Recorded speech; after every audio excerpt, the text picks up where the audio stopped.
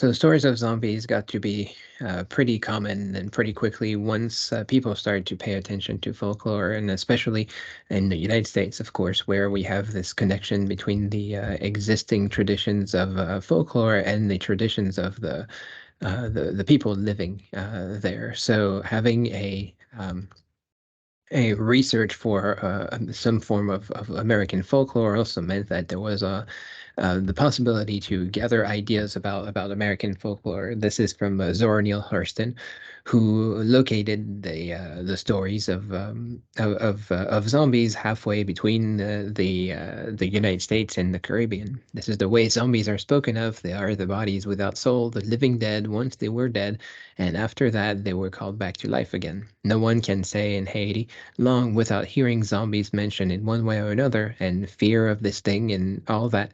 It means seeps over the country like a ground current of cold air. This fear is real and deep. It is more like a group of fears, for there is the outspoken fear among the peasants in the work of zombies. You may know about Zora Neale Hurston as a writer, but of course she was an anthropologist and she was a fan of folklore. This is from her stories looking at voodoo, and obviously the bridging that voodoo did between Haiti and the U.S. South.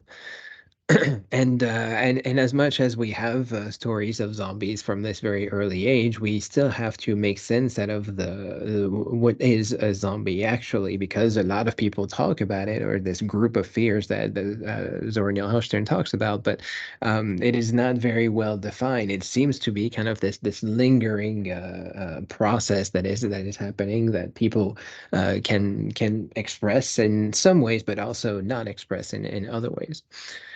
Here for TA in 1895, a book from the Memoirs of a Folklore Society, telling us about there was once a prince who was very rich. One day, the princess, his daughter, lost a big diamond. While she was crying for her jewel, an old man came to the palace and said that he was a wizard.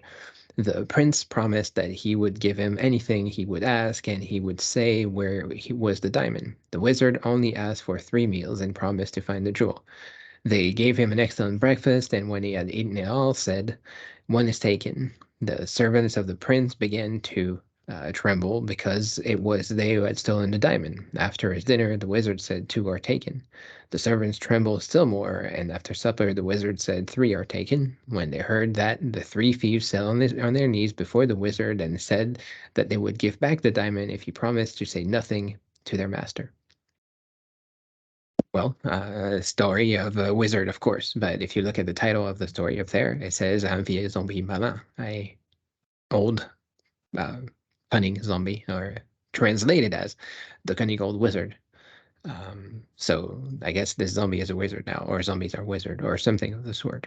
But whatever the case that might be, if this is a wizard, this is a funny story. If this is a zombie, this is quite unlike any story that we typically know of. I mean, this is a perfectly well-behaved zombie, if you will. So something that would be completely uncommon in our vocabulary.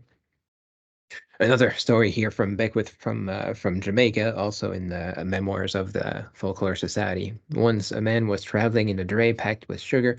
The molasses off the sugar was trailing underneath the dray. Two duppies came up and was sucking the molasses and say, "After the molasses so sweet, how is the sugar?" The drayman happened to hear it, wheeled his whip in the air, and gave the duppy a good lick. Duppies ran off, crying, "Me dead one time, me dead one time, me can dead 2 times." Duppy is a word that is typically associated with the zombies in Jamaica, and this is obviously an undead. The duppy died once, but cannot die twice. That's what the saying says at the end there. So this is well, by all accounts, a zombie. Although this is a zombie that is mostly interested in sugar and molasses from the peasant. So again, quite unlike the typical zombie story as we think about them. And even more confusing because we were talking about the South just a minute ago. There are many stories of zombies that start to appear in Louisiana and Mississippi and areas that certainly have some Haitian immigrants as well as all kinds of Caribbean immigrants over the years. And eventually, stories of zombies make their way into the stories from the South.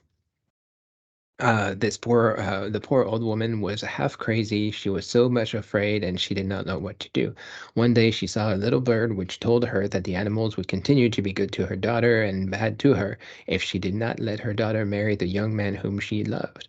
You may imagine that in order to make the wild beasts go away, she said yes, and there was a grand wedding, and I danced a great deal, although I was only 2 years old, and now I am more than 100 years old. But how angry the mother was when she heard it was her son-in-law who changed himself into good beasts for the daughters and into bad beasts for her.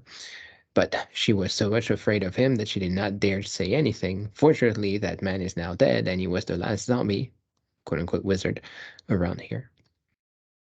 So we have a shapeshifting zombie now, shapeshifting zombie who tricks this person into marrying their daughter.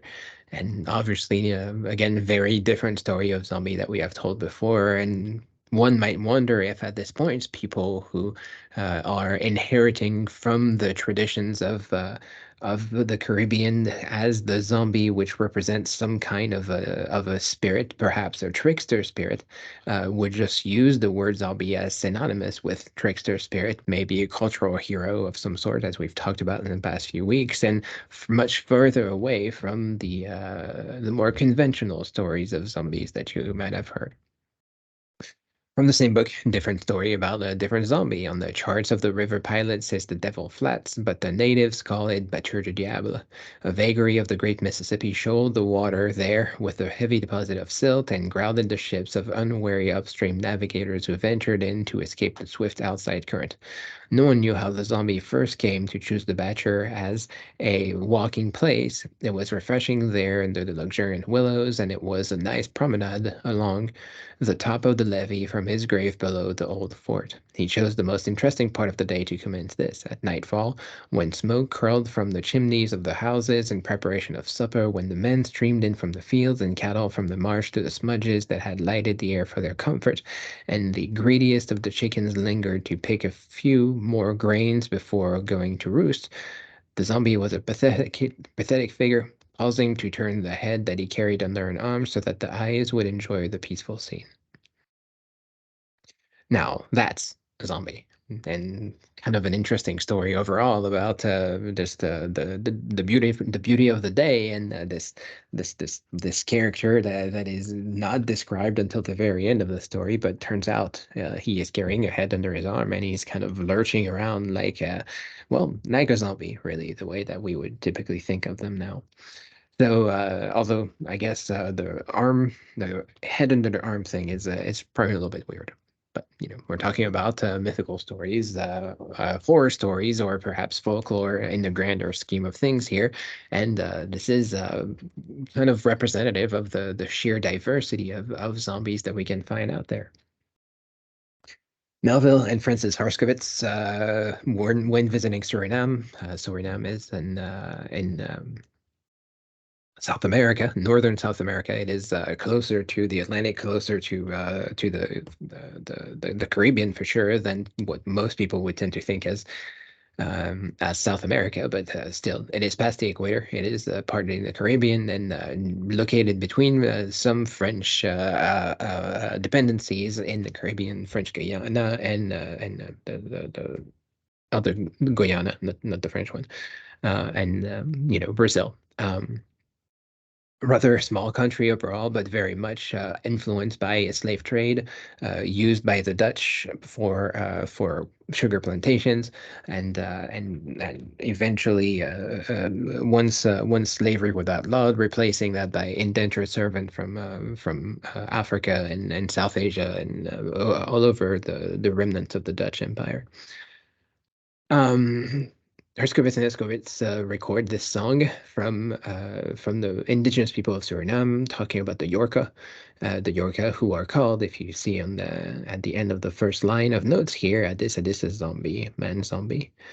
Um, so there is a zombie story that exists in Suriname, perhaps perhaps inherited or transferred from the Caribbean, perhaps a local story of some sort, but the local name for this thing is associated with Yorka. So the word zombie has made its way into this culture to represent something or another. And this is the story of Wizzy and Bakru, as told in Herskovitz and Herskovitz. If Obia then is good magic, Wizzy is the magic that brings evil. Wizzy works through ghosts, and in manifestations of black magic, it is not so much the ingredients which go into the making of black magic as the deadly carrying agent which kills. The control of ghosts for these errands is obtained by Wizzy men in the following manner. It is thought that the souls of men, and like the Winti, may belong to the earth, to the water, to the air. In order to procure a carrier for black magic, a Wizzy man will call out the soul of the living person and shoot it. If it is a soul in the air, he will imprison it in the tree. If it is a soul belonging to the earth, he will bury it in the ground, or he may destroy it in the water if it is a soul which its wanderings would make for the water. The person whose soul had been so treated sickens and soon dies. It is then that the Wiziman claims his soul. So this strategy, this technology here, designed in Suriname, is a magical person who is able to kill the soul and trap it into some other element of some sort in the world. It is then that the witchman claims the soul, making it his agent through which he accomplishes his ends. Other souls are obtained by digging up a recently buried body or taking from it some hair or finger, calling it the ghost of the one who has died and entered into this.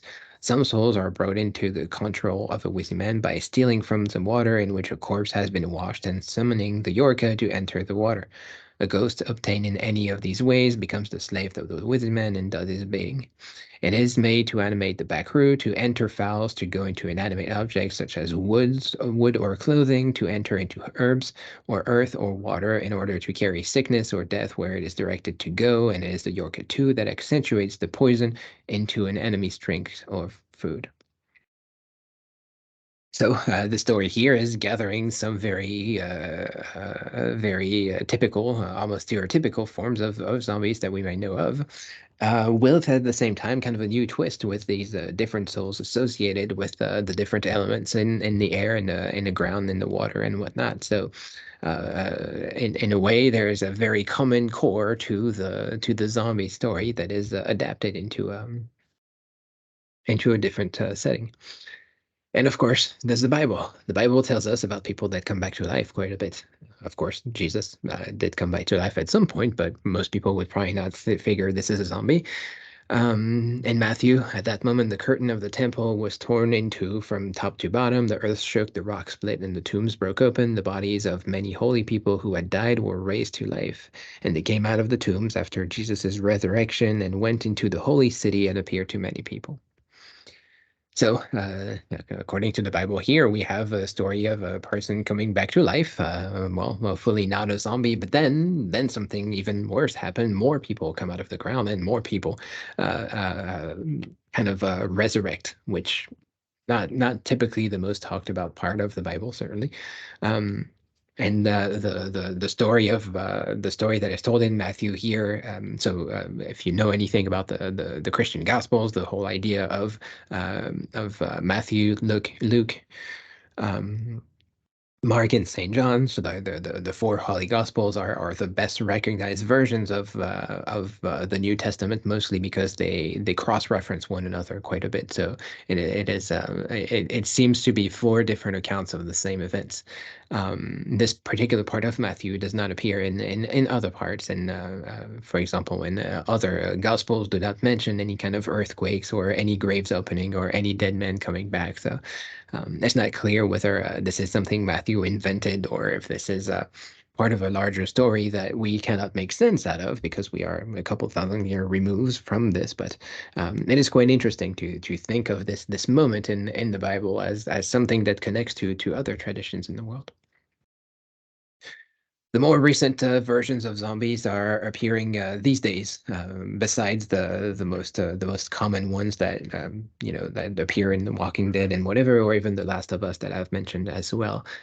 In Russia, especially, there has been quite a bit of talk about zombies in Ukraine. So here, this is extract from TASS, which is the state media in Russia, showing the people in Kharkov, Ukraine, so a place that is very highly disputed or really demanded by the Russian government.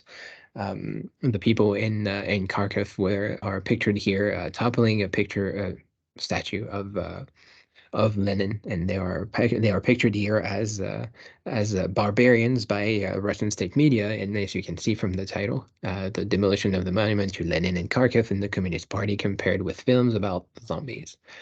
So the people of Ukraine are described as zombies for their actions, which seem to be mindless and seem to be going against the goodwill of the people, I suppose, or from whoever ordained this statue of Lenin to be there. But the zombie thing kind of became a theme for a lot of Russian propaganda against Ukraine. So this is dated back from 2014. So this is not the most recent story that you can think of, but this is a vocabulary that has existed for a little bit.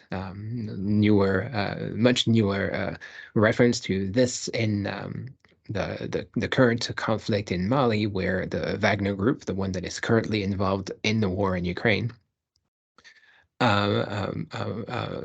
complained about the French zombies. So the representatives of the French government in Mali called zombies, and hopefully, as to differentiate them from the good guys of Russia, I suppose, in this picture. So the French mindless supporters of the emperor are dismissed as zombies, whereas the other people, the ones that are more contemplative, I guess, of their options, that is the Russian mercenaries, those would not be the zombies, at least in this picture, of course, because if you have followed the news, there have been a lot of talk about the Wagner Group themselves being called zombies by the soldiers fighting them, partly because they apparently use a lot of stimulants, something that has happened in wars for over a century now, because war is not an easy thing to do, and generally speaking, exhausting. Using stimulants for soldiers makes them more efficient killing machines and less thoughtful killers, I suppose. Again, not fun talk, but um, uh, Ukrainian soldiers have been using this vocabulary of zombies to refer to Wagner mercenaries because of the way that they behave in the battlefield and the way that they disconnect from the reality of their own reality, I suppose, in Ukraine. So we've gone quite a bit of a way here in terms of what zombies can be and would be, and especially because they seem to be very unpredictable and sometimes entirely non-human. It is very easy to use this term zombie to refer to a lot of things that we do not understand, even perhaps the wizards of earlier.